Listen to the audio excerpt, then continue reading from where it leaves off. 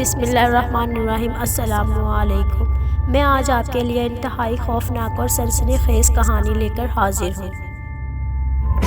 نئی ویڈیوز کے لیے چینل کو سبسکرائب کیجیے اور بیل کے بٹن کو پریس کیجیے۔ شکریہ۔ پیش خدمت ہے طلسم ذاتی۔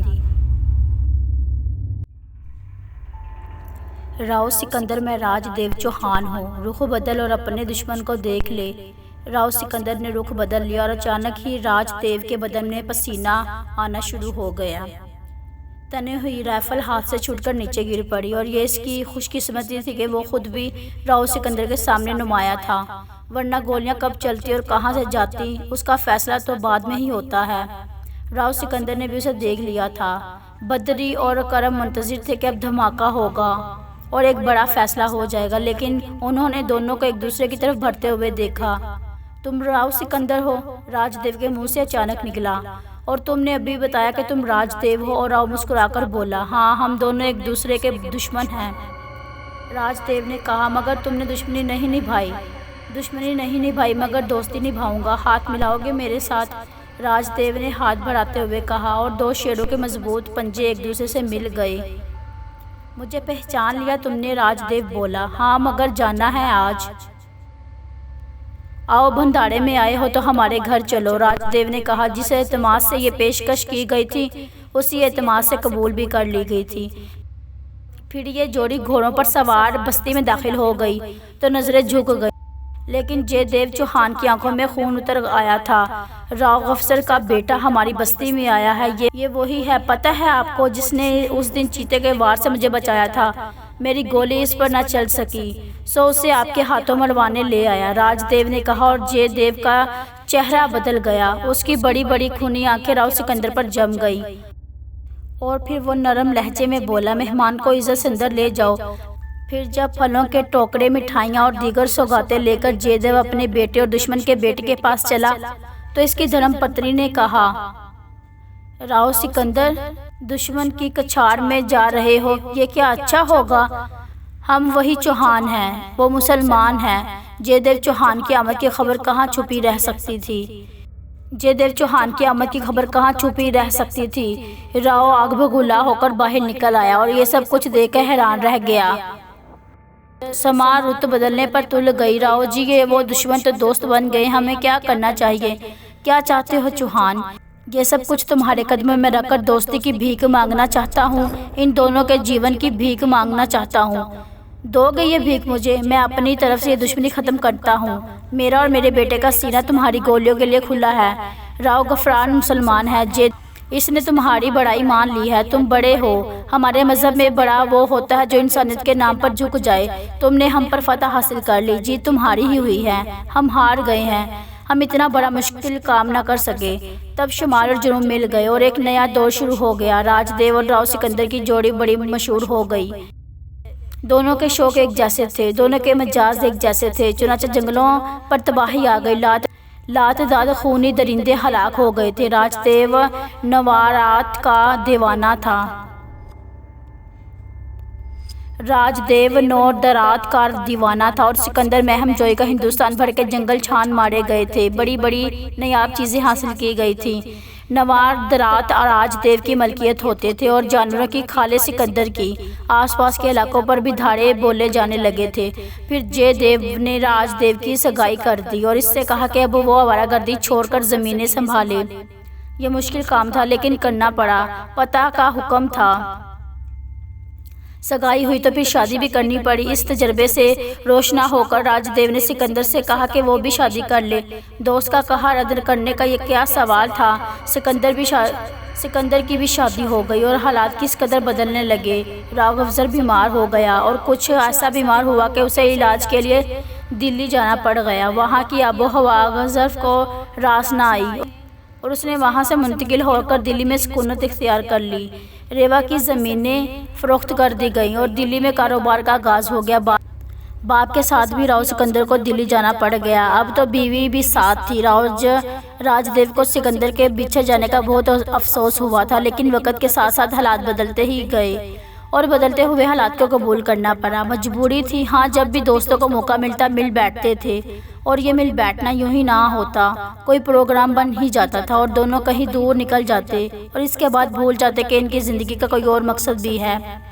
ان لمحات کے دوران بار بار خطرناک حالات بھی پیش آئے تھے۔ موت اگر زندگی کے ساتھ ساتھ سفر نہ کرے تو زندگی سے محبت کا احساس کبھی نہ ہو، یہی ہوتا تھا اور دونوں کو موت کی آنکھوں میں آنکھیں ڈال کر مسکرانے میں لطف آتا تھا۔ راج دیو کی خاص دلچسپی قدیم اور نادر اشیاء سے تھی تو سکندر وحشی درندوں کے شکار کا شدائی تھا۔ دونوں ایک دوسرے کے شوق سے دلچسپی رکھتے تھے۔ ان دنوں وہ 100 بار گوانڈا کے جنگلات میں نکل آتے، جن کی پراسرار داستانیں ایسی لمحات کے شوقینوں کے لیے بڑی دلکش تھی۔ یہ جنگلات چونکہ انتہائی دشوار گزار تھے، عام قسم کے مہم جو اس طرف آتے تھے گھبراتے تھے۔ کچھ انتہا پسندوں نے اس طرف کا رخ بھی کیا تھا تو ابتدائی مشکلات سے گھبرا کر لوٹ گئے تھے، اور گوانڈا کے جنگلات کی داستانیں محدود تھیں۔ ان جنگلات کا تذکرہ راج دیو نے اس وقت کیا تھا جب راؤ سکندر وقت نکال کر راج دیو سے ملنے ریوا آیا تھا۔ تم نے اپنے آنے کی خبر نہیں دی تھی سکندر، راج دیو نے سکندر کو دیکھ کر خوشی سے کہا۔ راج دیو نے سکندر کو دیکھ کر خوشی سے بے قابو ہوتے ہوئے کہا، بہت دن سے پر تول رہا تھا، جو ہی موقع ملا بھاگ نکلا۔ یوں لگتا ہے جیسے تمہاری بات مان کر غلطی کر بیٹھا ہوں۔ سکندر مسکرا کر بولا، کون سی بات؟ شادی والی۔ وہ سکوت بھابھی تو دیوی ہے، اس کے بارے میں کسی غلط بات پر یقین نہیں کر سکتا میں۔ تمام دیویاں بیوی بن کر شوہر کے پیروں میں بیڑیاں دیکھنے کی شوقین ہوتی ہیں۔ ہماری بیگم بھی جہیز میں ایک زنجیر ساتھ لائی ہیں جسے وہ ہر وقت ہمارے پیروں میں ڈال دینا چاہتی ہیں۔ راؤ سکندر نے گہری سانس لے کر کہا، اور راج دیو مسکرانے لگا، اور تم اس زنجیر کو دیکھ کر پریشان ہو گئے ہو؟ نہیں، پریشان تو نہیں ہوا، لیکن پچھلی بار سکوت نے بہت دن تک ناراضگی کا اظہار کیا تھا اور اسے منانے کے لیے پورا 1 ماہ میں لٹکتا رہا اور اسے منانے کے لیے جتن کرتا رہا۔ ماہ گرو، اس کا حل موجود ہے، بلکہ مجھے تو حیرت ہے کہ تم نے یہ حل کیوں نہ تلاش کیا۔ ماہ گرو، اس کا حل موجود ہے، بلکہ مجھے تو حیرت ہے کہ تم نے اس کا حل ہی نہیں تلاش کیا۔ کیسا حل؟ سکندر نے پوچھا۔ بھابھی جی کے پیروں میں جوابی زنجیر ڈال دو۔ وہ کیسی ہوتی ہے؟ ایک بچہ ہنستا مسکراتا عورت کے جیون کی سب سے بڑی خواہش بس یہ ایک تحفہ اسے دے دو، اس کے بعد وہ کسی اور تحفے کی فرمائش نہیں کرے گی، لو ہمارے کاموں میں دخل دے گی۔ میں نے پاروتی سے کہا ہے کہ کچھ دن کے لیے مائکے چلی جائے تو فوراً تیار ہو گئی، حالانکہ پہلے مجھے 1 دن کے لیے چھوڑنا پسند نہیں کر رہی تھی۔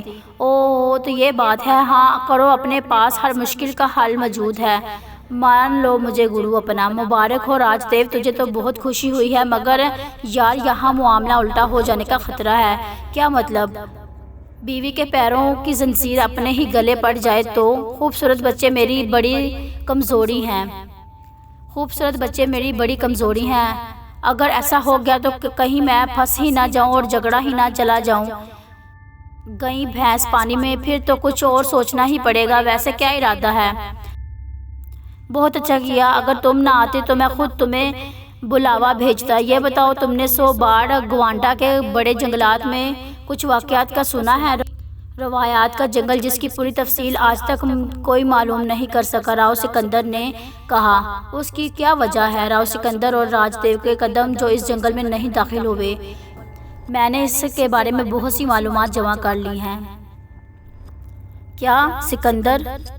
کیا؟ میں نے اس کے معاملات کے بارے میں بہت سی تفصیلات جمع کر لی ہیں۔ کیا؟ سکندر نے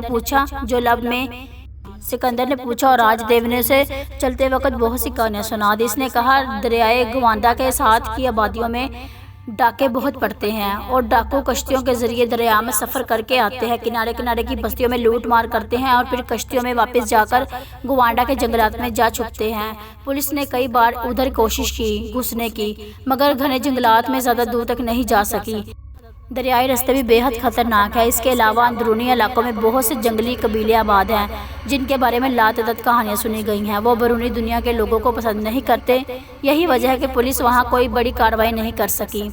ہمیں وہاں جانا چاہیے۔ افسوس یہ ہے کہ اب تک وہاں کیوں نہیں گئے۔ پتہ ہے کسی کو کانو خان خبر نہ ہونے پائے، ورنہ تھانے میں بند کروا دیں گے۔ اس میں تو ہم مارے ہی جائیں گے۔ بندارے کو اپنا گھر بنا رکھا تھا اور کسی کو کانو خان خبر نہ ہوتی تھی۔ راؤ سکندر نے ہنس کر کہا۔ پھر خاموشی سے خصوصی تیاریاں کی گئیں۔ ریل کا طویل سفر طے کیا گیا، بسوں کا سفر ہوا اور بالآخر دونوں رتواندا پہنچ گئے۔ دریائے گواندا رتواندا کے گرد ہنسی بن کر گزرتا تھا۔ رتواندا انتہائی پسماندہ ہونے کے باوجود قدرتی حسن سے مالا مال تھا۔ خوشنما مناظر آراستہ سبز شاداب آبادی جو سب سے زیادہ 400 مکانات پر مشتمل تھی، آمدنی کے ذرائع نہ ہونے کے برابر تھے، بس کھیتی باڑی پر ہی گزارا ہوتا تھا۔ جنگلی پھلوں کی بہار تھی اور ایسے ایسے پھل ہوتے تھے جو پورے ہندوستان میں کہیں نہ پائے جاتے تھے۔ ہو سکتا ہے ان میں کچھ پھل لذیذ بھی ہوں، لیکن رتواندا والوں کے پاس انہیں دوسرے شہروں میں بھیجنے کے وسائل نہ تھے، اس لیے وہ وہیں تک محدود تھے۔ البتہ وہ وہاں کے لوگوں کی غذائی ضروریات پوری کرتے تھے۔ یہاں انہیں ایک نوجوان ملا جو 22 سالہ تھا۔